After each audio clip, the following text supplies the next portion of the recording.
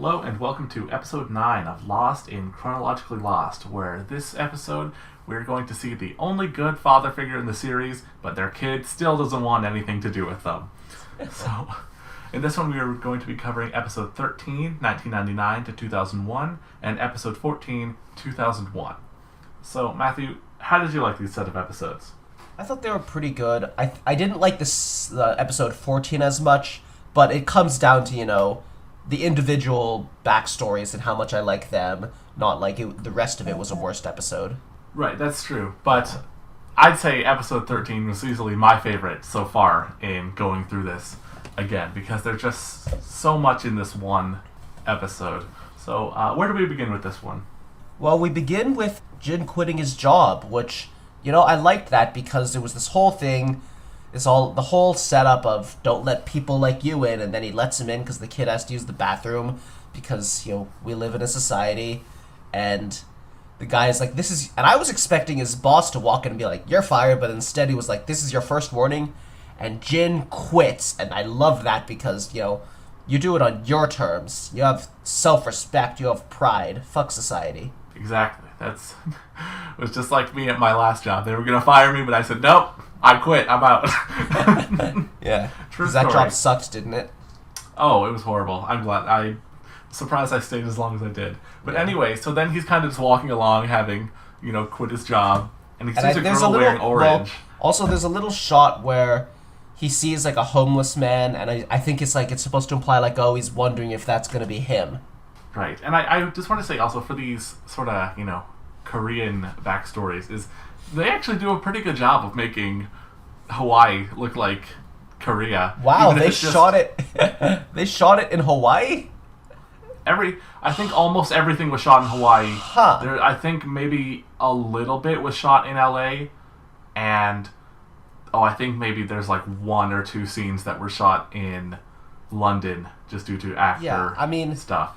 Now that it's pointed out, I'm not going to say it looks like Korea, but I'm not saying it looks like Korea. I'm saying they did a really good job of making Hawaii look like Korea. It doesn't look like Korea, but it was good enough to make me not think about it. Right, even if a lot of it is just they're just throwing up a ton of Korean signs and they hire just tons of Asian background extras to walk around. They make it feel like it, but it does look like it just looks a little too warm to be Korea, just a little bit. So he sees this girl wearing orange, and he remembers, his roommate saying, "Oh, love will be orange." So he kind of gets distracted by her, and then we bumps just right into sun. Bump it together, pick up stuff, look into each other's eyes. That's nice for them. And the next time we see them, it's already them being in love later. We're kind of skipping over that. We got the nice little meeting where they're both good-looking people. So this first meeting was definitely purely just appearances. Oh, absolutely. I mean, come on, if you're going to bump into someone like that, obviously. Then we get a weird time flash which sort of section, which I think we can kind of just skip over because, Charlotte's dying and they're looking for the well. We already know this. It filled in a gap that I was unclear on, and that's nice. Right. But moving along, we get this Australian woman, Claire, in a car crash that has severely injured her mother. Yeah, that was kind of a mess. She's bleeding from the head, just oh god. And when we saw a shot of the mother on the ground, I was like, oh, did she hit someone? And then as it zoomed out, I was like, oh wait, she's crawling through the windshield. Yeah, that woman was thrown out of the car. Right. And so, the cops kind of interrogate her because they think her mom is going to die. Which is, and it's the guy's saying there's a fatality. She's she's in surgery. She's not dead. And I'm just wow, if she did die and this was how the cop breaks the news, that's such a dick move. But now she's just in a coma. Right, and there's some tension with her aunt, who's just whatever, it's just her aunt. Yeah, that was just they mentioned that her mother probably won't wake up, but luckily all her bills have been paid for by Jack's dad. Which is Yeah, so now he is the dad to Jack. And he walks, as we will find out, the dad to Claire. And he was also that old man in the cave in episode 1. So what's going on with him? Wait, he was? Yeah, that was him. Okay, god damn it, now I don't understand anything anymore. Seriously. Now I don't. Well, at least now you know who he was talking about when he says, "Say hi to my son for me." Obviously, he's talking about Jack. Okay, good for him. I don't know shit anymore. But you know what? When Claire walked in and he just kind of stared at her, I was like, okay, is he horny for her? And then as the aunt started talking, then I was like, oh wait, no, this is definitely her dad. There's a whole lot of like, oh, your parent died, or like just lying about saying somebody died when you were a kid to hide them. That's a trope that the Lost writers have been using a lot. They have a thing where he's like, oh, well, why weren't you around so much? He's like, oh, well, your aunt hates me, and your mom didn't like that I had a second family. Which is so it's like, whoa, yeah, whoa, which whoa. is like, whoa. That's very reasonable. yeah, that makes sense to me. And anyway, then he gives this whole scheme of like, pulling the plug on her is illegal, but like, here's a way we could do it. And I'm just like, whoa. Like, I don't know. Okay, there are arguments to be made that it's better to put someone out of their misery, but you know what? You are just breaking this to her so suddenly, and like, you're not giving her any time to adjust, and you're not like seeing if that's what she would want. You are it kind of seems like your motive is more for yourself than for Claire here, dude. Yeah, exactly. It's a very cold way to deliver that. You know, when you said at the start of this episode, we see the first, good father figure. For a second, I was running through my head. It's like, does he mean Jack's dad? No way. Of course not. Then I remembered. Right, and he gives some whole thing about hope versus guilt, which I'm assuming played into the episode where this was a flashback. I didn't bother to check. Okay, I don't care. This seems, because the thing is he's wrong. He's like, do not keep her alive for the wrong reasons. It's like, who are you to give us? You're not my boss. Right. You are Jack's boss. Mm-hmm. That much is true. We see that.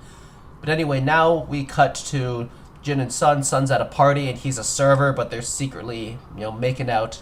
Yeah, exactly. I have to imagine this is kind of like why Sun wanted to be with him, because one, he's absolutely handsome, and two, it's the whole thing of, oh, now she's dating someone who her family absolutely would never approve of, but shows how much she knows. Especially right after she thought she had something with that actual rich guy. And they even say she wants to go to America to get away from all this and marry, and it's like, wow, that is a really similar position to what Asian Lex Luthor wanted to do. Like, like you can kind of sympathize now, even though he was a dick to her. Like, you get it. Right, but Jin says no, he's gonna try and get her dad's approval. Yeah, and he meets with his dad, and it's like, the guy says, like, you'll even work for me, and I'm like, that is not a bad deal that he's saying, oh, like, that's giving you a job. And then it's like, oh, that sounds like a trap, because he's like, oh, you're selling your own dreams. I'm like, how is that selling your own dreams? Yeah, work for him, build up some... But he gets right out of that. He's like, no, because Sun is more important. But so even then, yeah, Sun is his dream, which is like, good way of getting out of it. But even then, it's like, yeah, take a job, make some money to help build to the position where you can run your own hotel. That's like... I don't see how that's like a good way to work towards your dream. Oh, but there's the father actually he breaks the accepts news it. to her like he's gonna disappoint her, only to say that yeah. he got it. Yeah, I mean nobody can help doing that. Oh, exactly. Yeah, that's fun. It's too fun not to. And I'm wondering, like, this is still going too well. I'm like, this is too pleasant of a love story. Something has to go wrong for them, and we eventually see. But at this point, I did not know what. Because I'm wondering, like, maybe the dad doesn't actually approve and is going to send assassins after him. Because you did say I would not expect the direction this backstory goes in.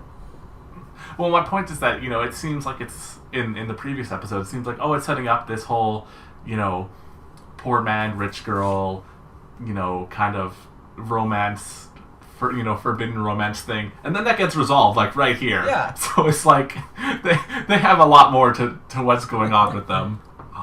So we see Jack doing surgery, where he kind of makes a big mistake. Yeah. He cut the sack. He cut the damn sack. You can't cut the sack. And his dad is like, count to 5, and, then you stitch it up. And then we see him smashing the vending machine because he's mad that his dad put him in a timeout. I'm not gonna lie, Jack's dad is a dick, but I kind of think Jack is overreacting here. See, that's kind of going to be like their whole relationship. Yeah, I mean, I feel like Jack is overreacting in part because the way his father raised him.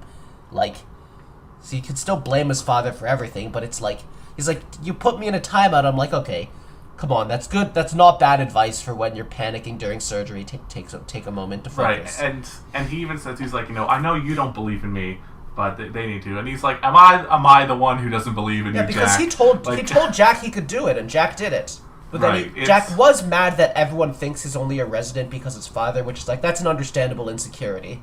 Exactly. I think what really helps in this sort of Jack storyline, which is you're going to get a lot with his dad, obviously, because, I mean, you've seen his actors everywhere. They clearly liked him, because I think him and both Matthew Fox, who plays Jack, they're really good actors. They're really good at selling what the character's feeling, I feel.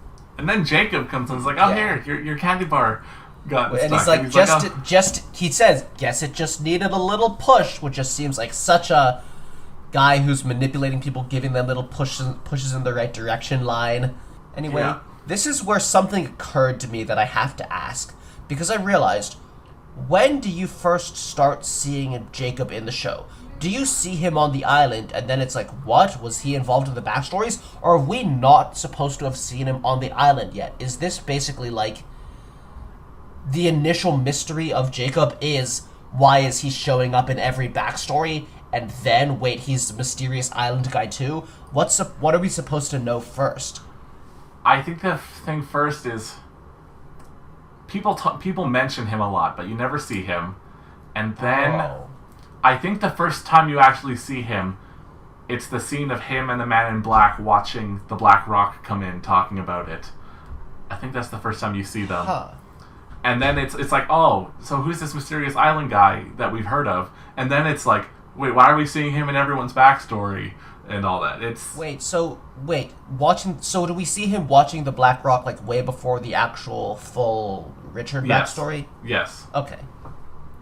But okay, that's interesting. So for a while he was just a name you heard, like everyone in the others would mention Jacob and his will and stuff. Yeah, and it's like, is he even real? Is this an actual thing? Yeah. But then watching this version, it's like, yeah, he's real. We've seen him. He physically interacts with everyone. And then after that we start to see him in the backstories? Yes. Huh. Alright, well yeah, that's definitely suitably mysterious.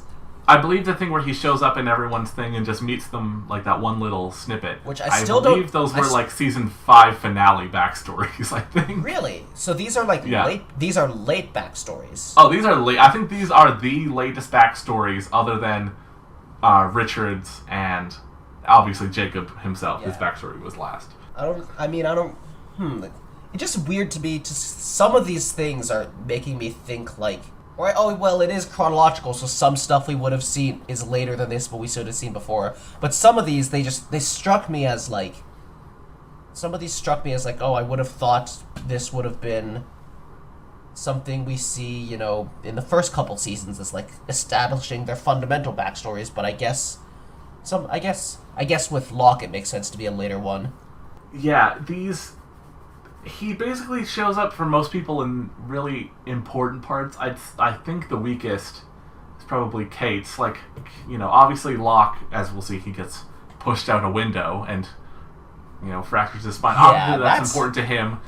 Jack's first surgery is important to him. He'll show up at Sun and Jin's wedding, obviously important to them.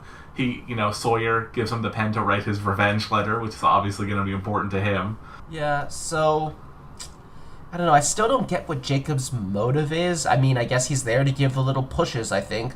But I don't know. Were those pushes necessary? How does he know? I hope I'll find out. He just knows. He just knows somehow. Well, anyway, we get Locke. Locke is balding, and this is after Locke worked on the weed farm. And all I can say is, like, this could have been the next time we saw Locke without the weed happening, and there would have been completely unnecessary. No unanswered questions, no mysteries. It would have been just, it would have just been like, sure, this is the way his life went. Like, this, it could have been cut out easily. The weed doesn't tell us about anything for where he is now. This seems like the more natural progression after Helen leaving him than going to work on a weed farm. This just makes so much more sense. Yes, and I will say here, because obviously you've seen he gets, paralyzed, right? This entire scene of him getting his disability suspended, they shoot it in a way where you never see his lower half to make you think that it's for his, him getting paralyzed and not for depression. Question. I just realized, well, obviously a question you shouldn't answer. Is he paralyzed when they get on the island, but he gets magically healed, and that's what starts him becoming a badass? I'm now considering that possibility, because we definitely see him in a pretty bad state, where I believe in the ability to recover. It's difficult, there's a luck involved, but I believe it's possible. But maybe it would make more sense if mysterious island stuff is what causes him to recover. Well, one thing I will say is, with this, and in the backstory where he, gets conned out of a kidney, when he's first chasing down his mother in the parking lot, he gets lightly hit by a car, and it was a thing. It's is that how he gets paralyzed? Okay, maybe not. So you're kind of implying that I might be onto something there. Well, I'm just saying, we knew that one of the first flashbacks we see of him is we learn that he was paralyzed at some point, but we didn't learn how until, I believe, the backstory with his father here is his last backstory. They went for an over-the-top reason why. Oh, yeah, they don't take half measures on this show. If something happens, it's going to be super dramatic. Well, anyway, we'll get to that later. We obviously have things to say, but let's... So, we see Jin and Sun's marriage. Very nice to them. I don't like marriage scenes. That's very weird, if I'm really invested in the characters, sure, but marriage scenes are always really slow-paced. You always see... they have to go through the vows and go through the ring, you go through the kiss, and everyone claps, and it's slow, and it's just everything that's going to happen. I'm just get to the point, because I get it already. They love each other. Maybe I'm just salty that I don't have love. That must be it. Anyway, Jacob shows up to congratulate them, and he's speaking in what is obviously very broken Korean that the actor just memorized phonetically because he only needed it for one scene. And then they go, his Korean was excellent. Yeah. just you know what? When you said that, I was just thinking, I remember something about saying his Korean was good, and I was looking through my notes thinking, did I say his Korean was good? And was I that bad at assessing how good it sounded that I thought it was good? And then I was no, it was the characters who said his Korean was good, not me. Yes, the character Jacob is supposed to have just fluency in whatever any language he needs, but the actor does not. So so anyway, we find out that Jin, he has to work for 6 more months. Man has been training, then he has to work for the factory. But after the training, he can take them on the honeymoon, which is the whole. I imagine we're going to see a lot more pre-honeymoon stuff in upcoming episodes. We're going to see, them, and maybe some things are going to come up right before they can go on it. Yeah, delaying a honeymoon is never a good idea, honestly. Yeah. I mean, it's not... They don't really have normal circumstances here, I'll give them that. Then we get Charlie's band in a broken truck in the rain, and the whole thing of it, we got a record deal, we're going to make it, clearly is not going great. They're saying the album isn't selling, and he's about to quit, and then they hear themselves on the radio. Now... I don't think either of us are huge fans of rock music. Yeah, correct. Right. I know. Would I be correct in saying you like almost no rock music? Well, there's some I like. Yeah, I mean, me too. There's some I like. I like some Japanese rock. And there's some I like a little bit of punk. There's a few pieces of classic rock that I do like, but generally rock doesn't do it for me. Yeah. Anyway, same. point being, we're not rock fans, so. But I think this song fucking sucked. This is a song that the writer said, a cool backstory will be that this guy was a one-hit wonder, and then they had to actually try and write one. So they try not to actually show too much of it. They usually just show the one chorus they wrote, and that's it. Look, I think the chorus itself sounded awful. It just sounded like super generic rock. What was the line that they say it later during the concert? Well, there's a line of the song where they're they just say you all everybody Yeah, that's the name of their everybody. song. That sounds so bad to me, and it sounds like a really stupid lyric. What does that even mean? I mean, it's pretty obvious what it means. I don't know what your confusion is. Or whatever. I don't like the song. Let's move on. Okay, so we see Sun and Jin moving into their new apartment, and we also see their super old, like, late 90s, early 2000s cell phones. Yeah, so... And again, it's like, this is where I'm just like, this is too happy for them. What's gonna go wrong? And of course, then we see Sun walking. Lady with a newspaper recognizes her, and I'm like, okay. For starters, I thought that the drama would be that Jin's dad will, like, this is telling us that they're in the newspaper, and that means that we're gonna see Jin's dad is gonna find out and show up. But instead, no, this woman was looking for her and is trying to blackmail her. I'm like, okay, so it wasn't Jin's father, it was Jin's mother who was looking. Yeah. And so I'm just immediately like, okay, so this is Jin's mom. That much is obvious. Right. And so she starts extorting Sun to cover up the secret of Jin's parentage, which is just... At this point, I'm thinking, okay, is this the crazy drama that makes this your favorite backstory? I didn't decide that, but I was wondering. But then we see it. This is what causes the crazy drama. We see it go in another direction later on that I think is really going to lead to what I'm guessing you'll like. But, well, I like all of it so far. Yeah. Everything before this, I still love. I think all of this so far is pretty good, but not one of my favorite backstories. Right. So, Sun, she's trying to figure out if it's real, so she starts questioning Jin about, his dad and everything, and his stories aren't adding up. So... And, I want them to communicate. I want them to, you're such a happy couple, then be a healthy couple and talk to each other. But I do get that she's trying to spare him the shame. Because, there's all these ideas of shame in a lot of, Eastern Asian cultures, which I'm not going to judge. I'm judging very hard. I'll judge for you. This is later in my notes, but there's a specific aspect of it I'm going to judge. But what we see next is, a concert for... What was the name of the band again? Drive Shaft. Drive Shaft. So, the concert seems, hype in that people are liking it. I don't think the song is good. But his brother starts upstaging him. I started to wonder if, the plot is going to be that he gets mad that Liam tries to steal his thunder consistently, but instead of being that, it's more like Liam in general is just kind of terrible. Yeah, because it turns out Liam is on that heroin. So, that's pretty bad. Honestly, I didn't like this backstory much. And I think that very much affected my enjoyment of the next episode. Not the parts in the next episode that were other backstories, but there was a lot of this backstory in episode 14. And this is where it kind of hit me, that the entire backstory is just the Lost Riders wanting to do one of those, going from nothing to a rock star and then a rock star to a downfall because drugs. I just feel like it's kind of a cliche, and there are movies that are all about that. Just the whole, rock star, doing drugs. I don't know, it just doesn't do it for me.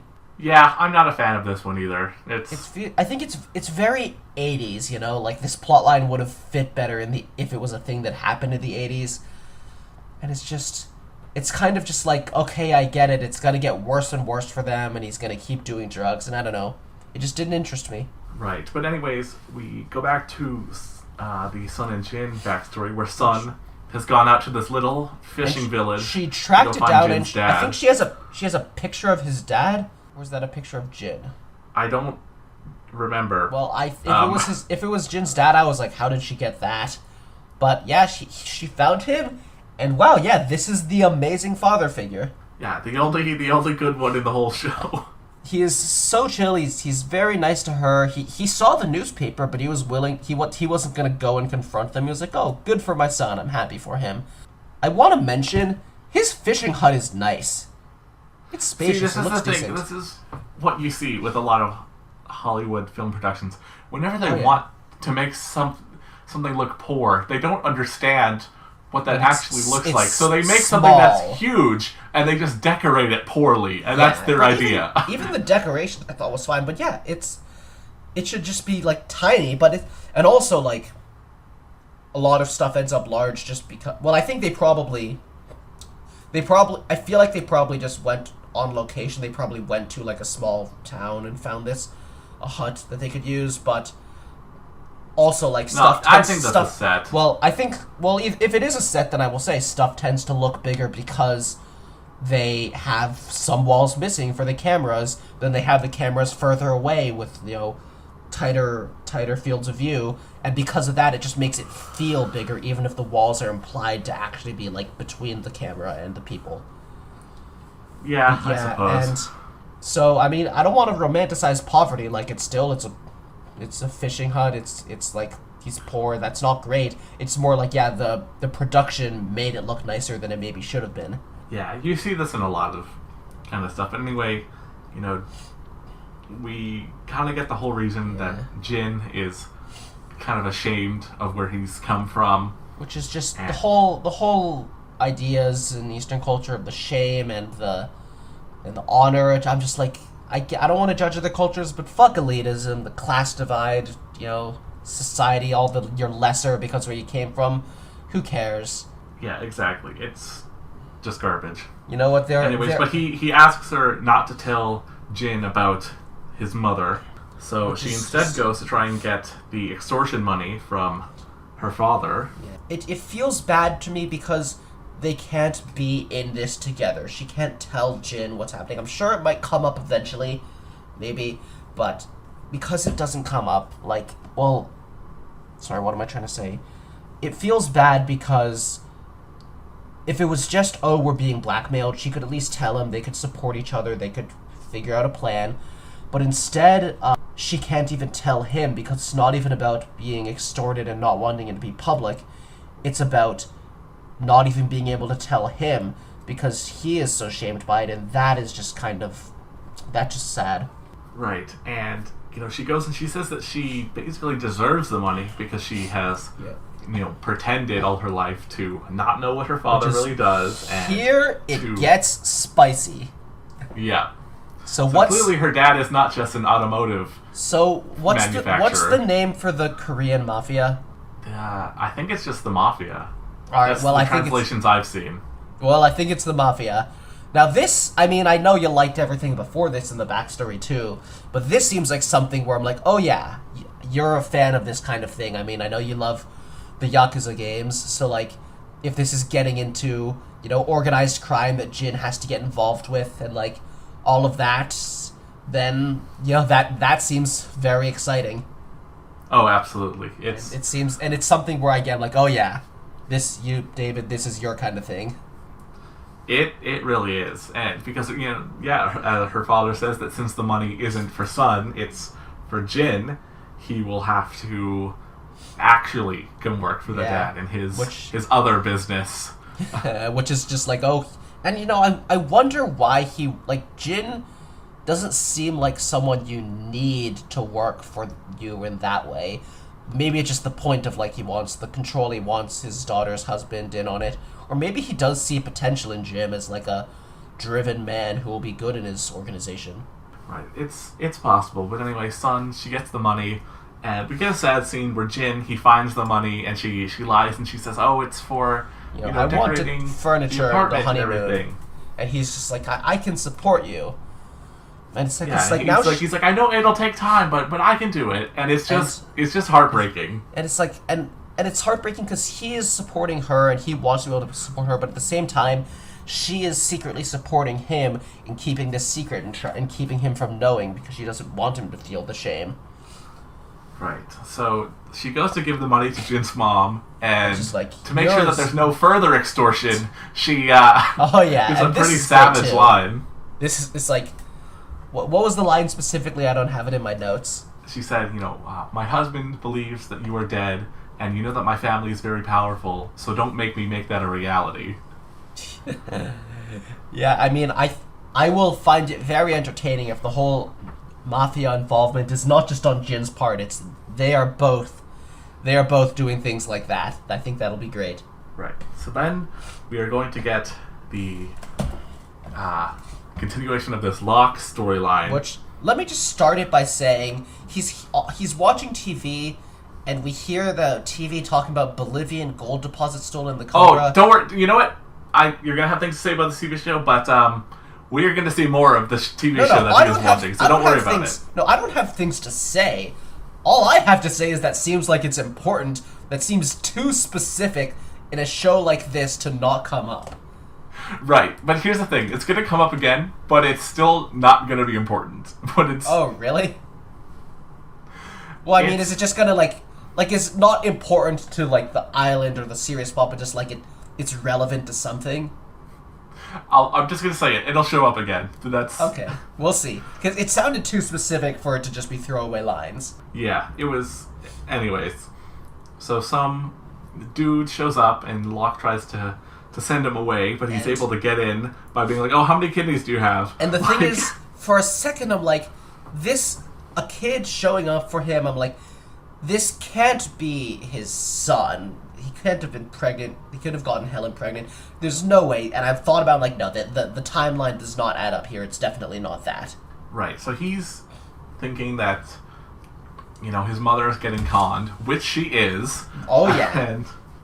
And he's like, well, then I saw that you donated a kidney to him, so how bad could the guy be, right? Yeah, which is just like, oh.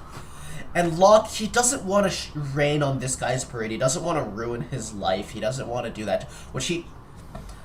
I mean, maybe there probably should have been a better way to handle this, as we obviously see. But he says it was an anonymous donation, which is understandable because he can't bring himself to tell him the truth.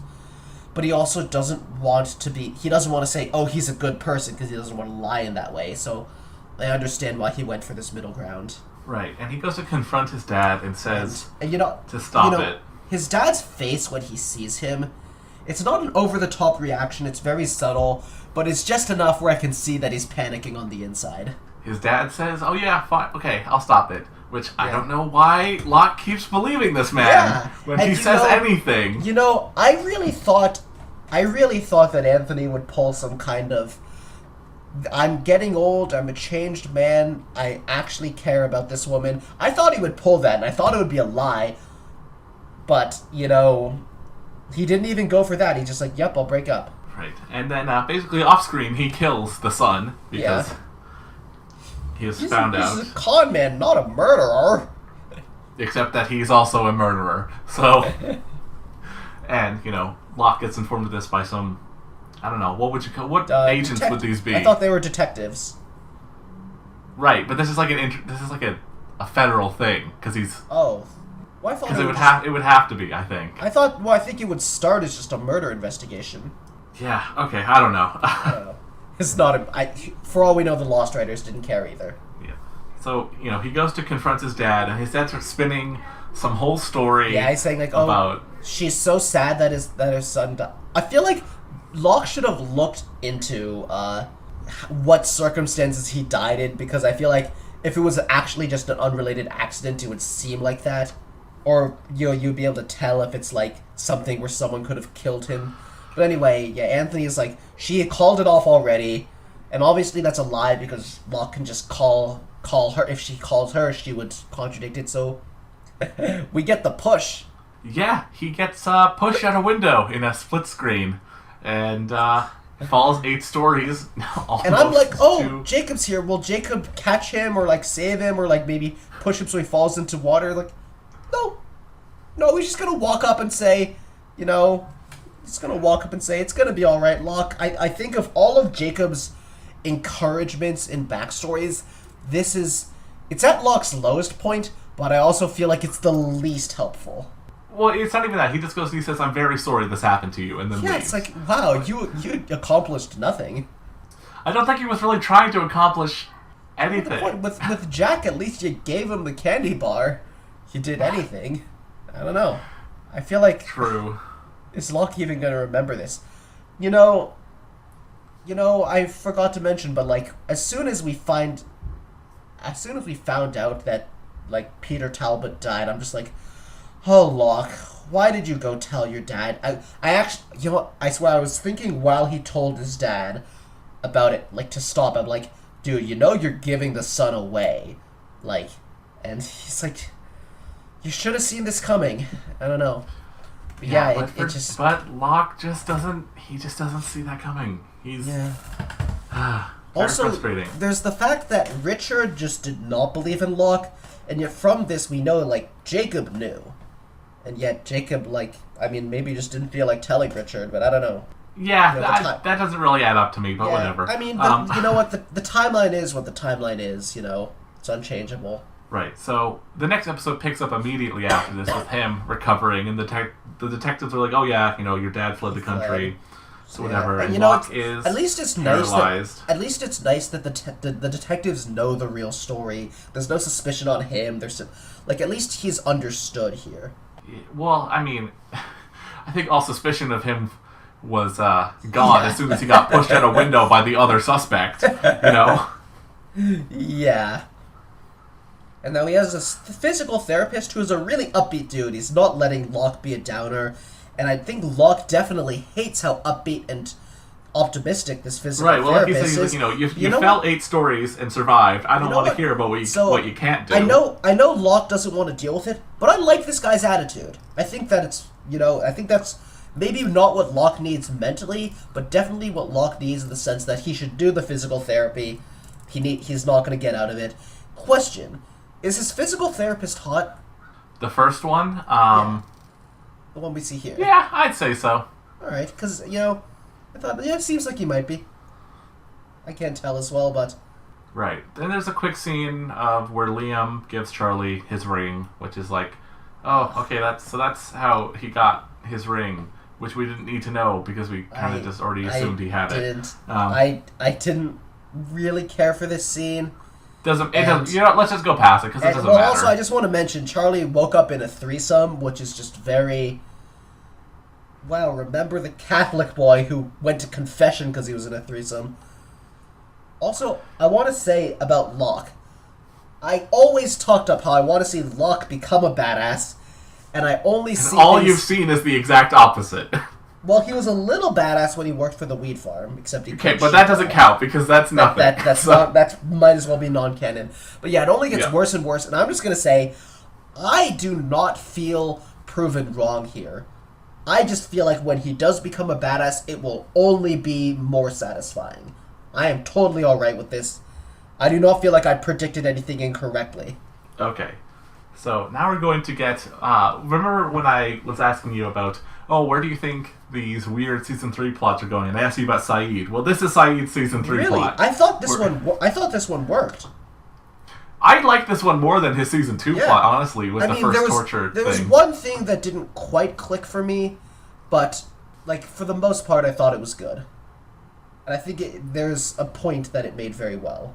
Right, yeah. So Saeed, you know, he's in Paris under a false identity, and some other Iraqi dude comes and says, oh, hey, I want to hire you for my restaurant. You know, I do wonder how he made it to Paris, and I guess it's just kind of, you know, he probably left the army after he shot himself, or supposedly got shot, and just like, I'm going to look for a different life. It'll retroactively tell you what he's doing. What he is doing right now is he's kind of like traveling the world, going from place to place, to see if he can find Nadia.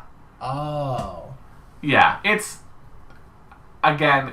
It's just what he's doing. It's not really that important. It's also just a reason for him to be in other places in the world. The thing is, we know he's going to end up on the island. Exactly. Yeah. So, you know, so the guy comes up to him, you know, and I'm starting to wonder if I just realized, do I know the actor who like was supposedly hiring him for a restaurant? Hang on, you can edit this out, but now I want to look at it. Because I didn't think about it during it, but now that I'm thinking about it now, I kind of want to know what I know the actor from. Yeah, okay, so I didn't realize this while watching, but the actor who played Sami, who, you know, offered him a job supposedly, he's the guy who played, like, the guy in Iron Man, who was, like, Tony Stark's assistant in the cave. Oh, that guy, yeah. Yeah, I mean, he's a solid actor. Oh, wow! Now that I'm looking at his Wikipedia, in The Last Airbender, he was Uncle Iroh. Oh God! No! We don't. Why did we already have? We already had a connection to Dragon Ball Evolution. We don't need one to the other terrible live action. Why would you cast him as Iroh? That is not fitting at all. Just in terms of all the firebenders were played by Indians. Yeah, which is, I don't know why M. Night Shyamalan did that, but I'm like, just in terms, he's a good okay, actor. you know what? This isn't about that. I just want to say he's a good actor, but he doesn't fit the character's like profile at all. Okay, so let's move on. So now there's this weird backstory of Jin trying to get the stuffed panda for a baby who's a business associate, which this backstory is going to mean absolutely nothing to you. Okay, I'm guessing. I thought this was okay. For starters, I just have to say, why do people always get oversized stuffed animals as presents to people who are giving birth? Because I swear to God that happened in Friends once too, and now it's a trend in my head, and I'm wondering why.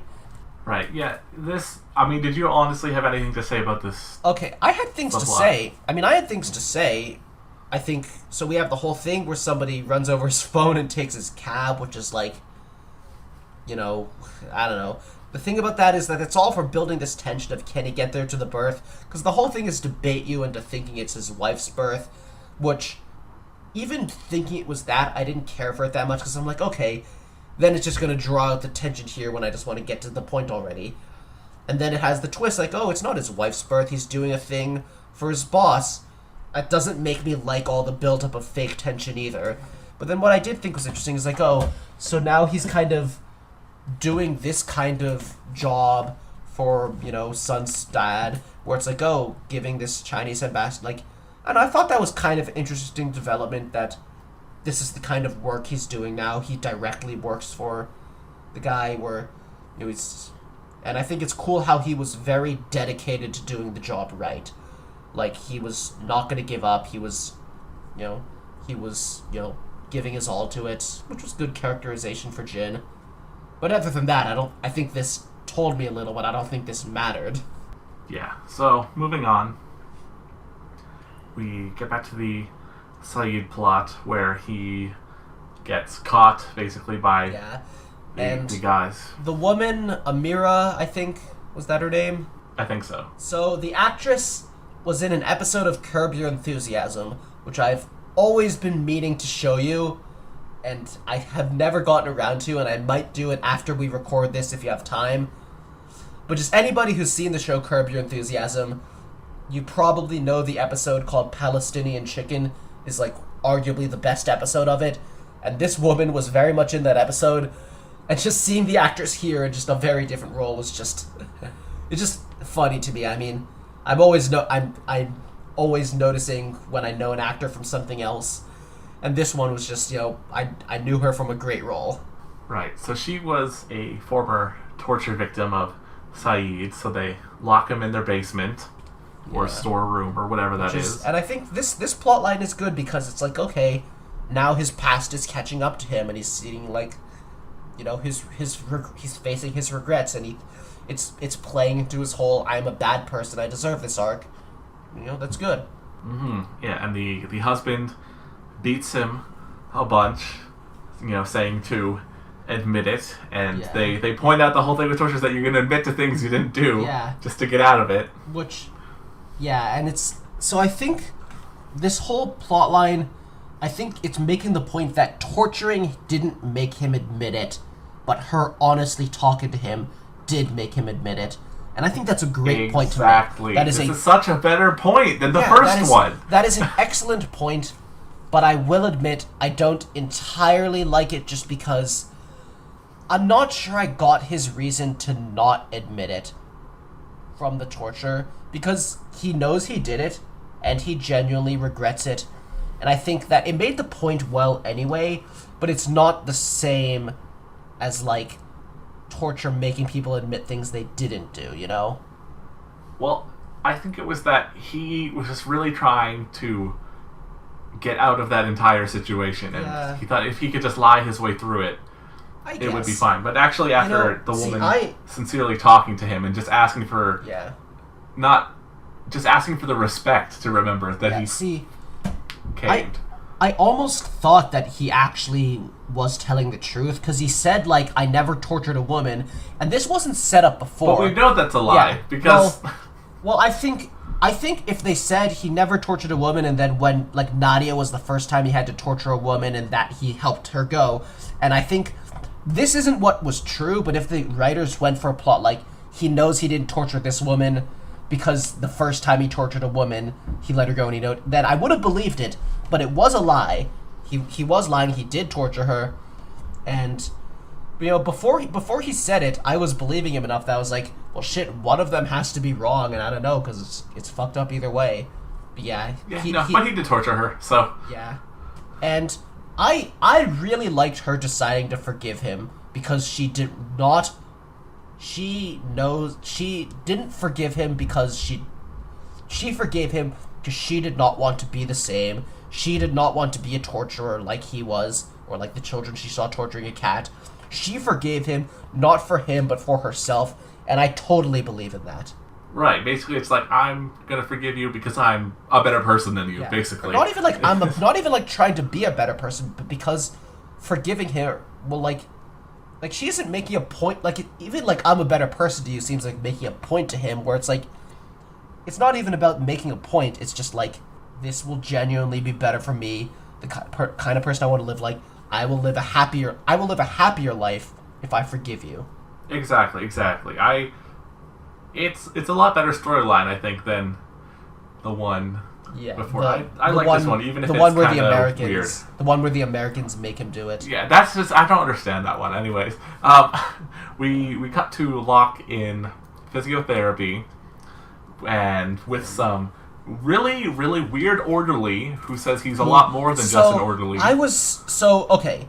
I mean, obviously I recognize him in part because he's Lance Reddick. I know the actor. But I recognized him, but for a moment I didn't remember it was Lance Reddick. But I was like, have I seen this guy before in Lost? And I wasn't sure, and I had to ask you about it now because, like, it was just... No, you have not. Yeah. Because he was acting in a way where it seemed like maybe I should recognize him, but...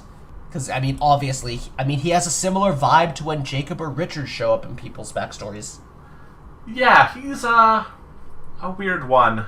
But... I will say, don't expect the same level of Jacob or Richard from this dude. I mean, he's saying all this stuff, and...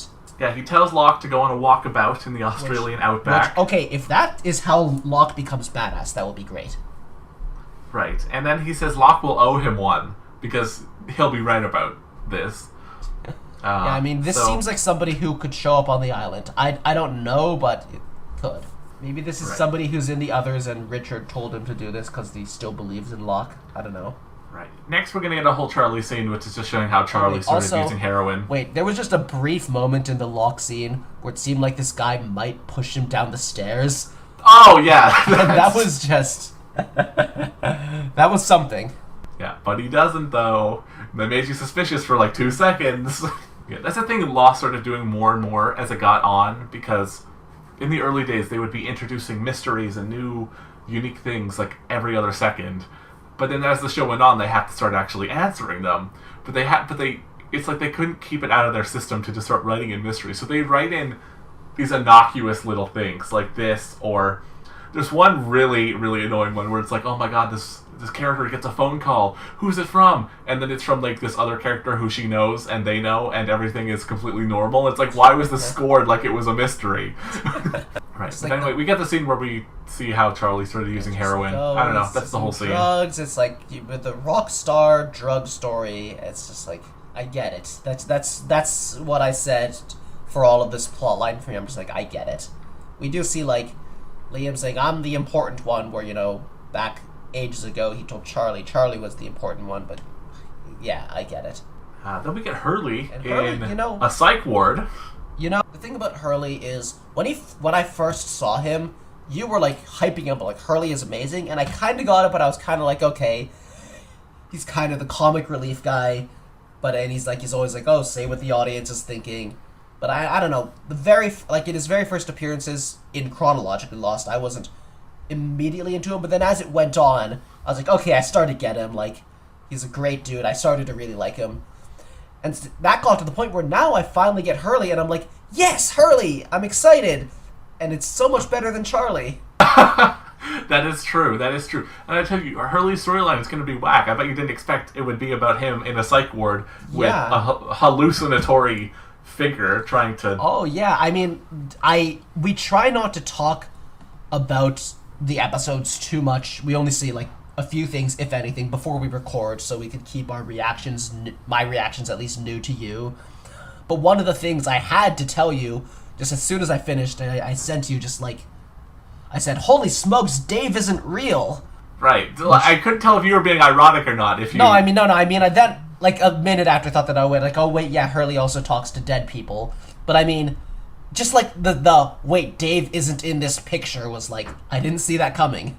Right. But we'll get to that. So, Hurley is talking to his therapist, and, Hurley is such an open person. He doesn't hide things. He says everything he's thinking, and he's very kind and honest. That I feel like he kind of would work well with a therapist, and that he's willing to be open about everything, but that's kind of what you need to be able to do with a therapist. Right, exactly.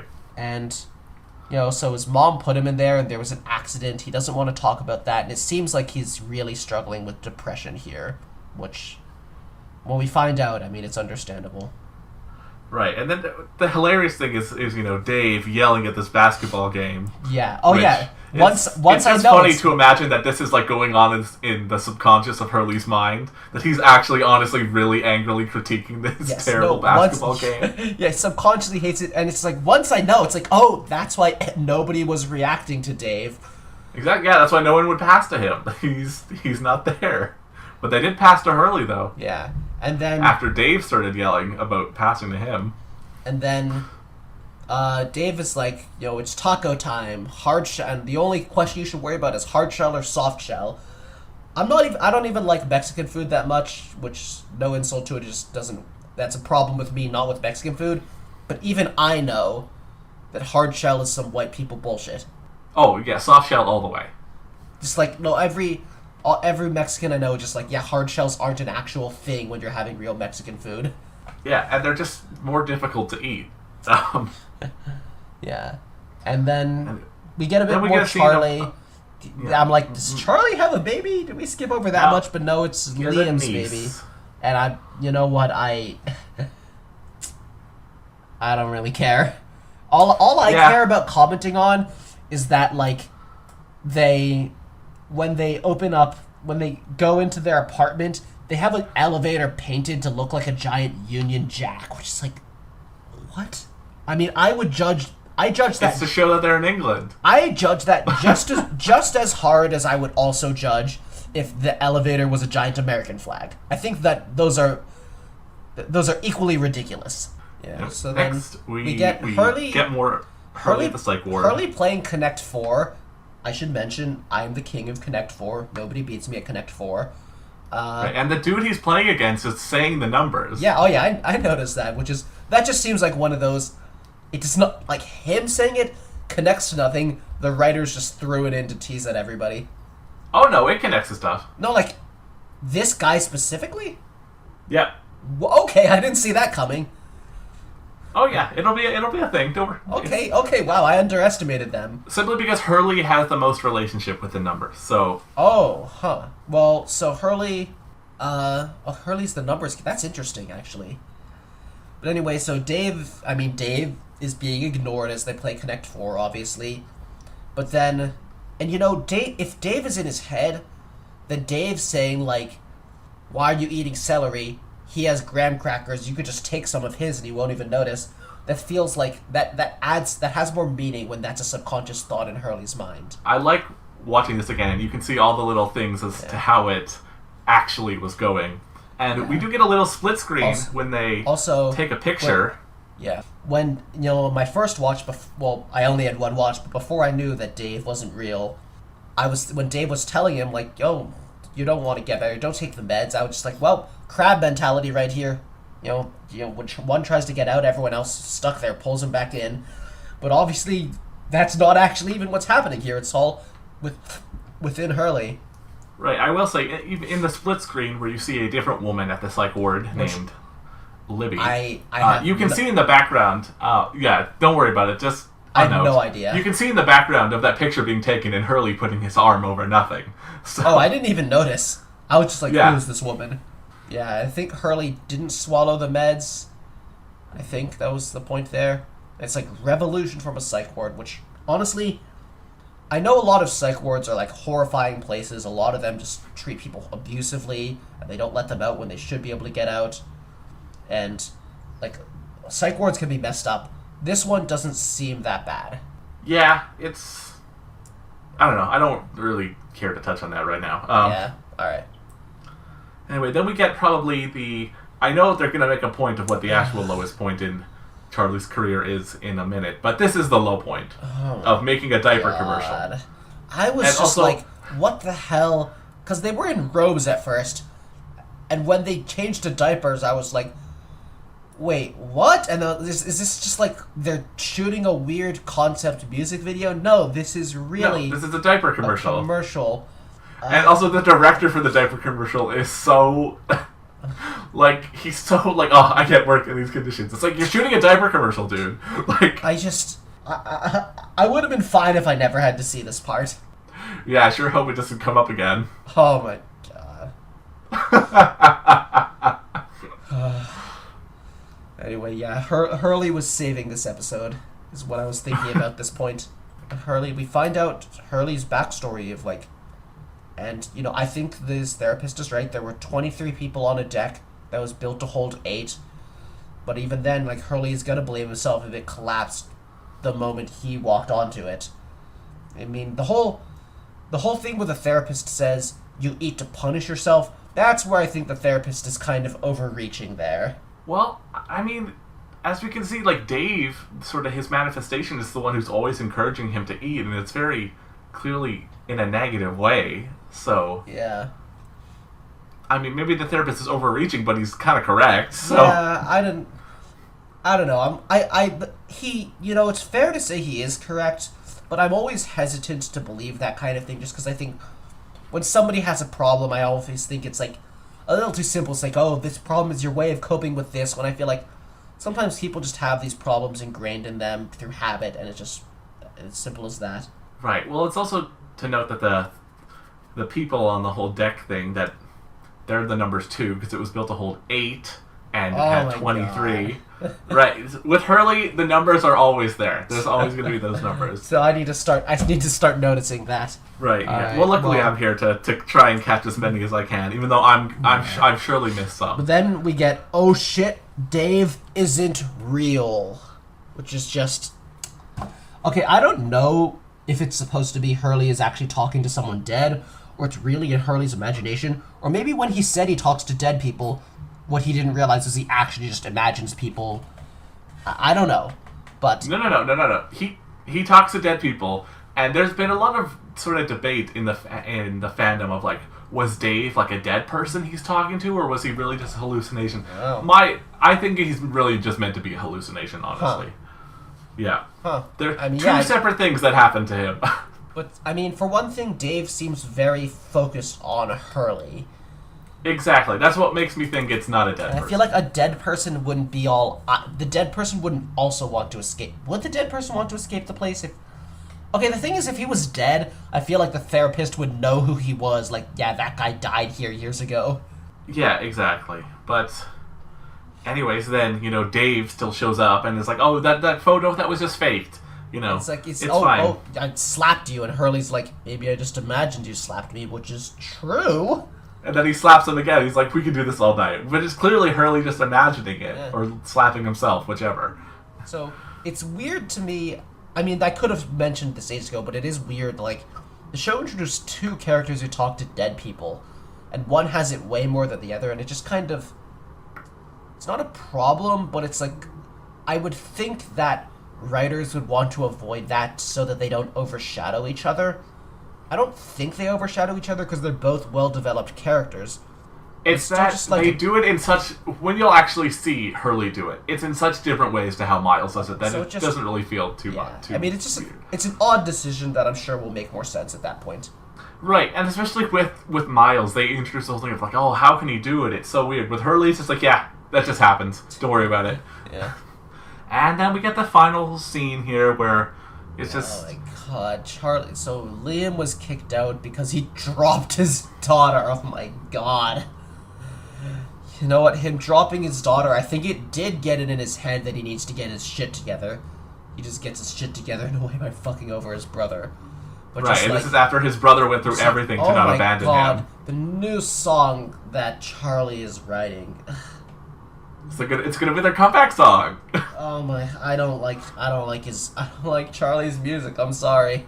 It's like comes back. It's like he sold the damn piano, where it's just like it feels bad for Charlie in the sense that wow, he supported him so much, he stuck by him when he really shouldn't have. Cause I would have abandoned his drug. I would have tried to force him to go to rehab way earlier. At least taken a more proactive approach instead of just kind of. But it's like he stuck by him for so long, and now he gets treated like this. Damn, man. It's like, you kind of do, it's like, I get that you are doing what you need to, and you are getting yourself to rehab, Liam, but it's like, you don't have the right, man. And also, I feel like if you were honest and asked for the money, Charlie would have been hurt and, Charlie would have been hurt and... he would have wanted to stick together for the band, but if you talked to him, I think he would have accepted it. Right, but he didn't. And also, it's like, I've been clean for 2 days, which is... yeah. Happy anniversary, But, yeah, overall wasn't that into this plot line. Kind of hope that if there's any more Charlie, I hope it's more interesting than this. At least Liam is hopefully out of his plot line now. And...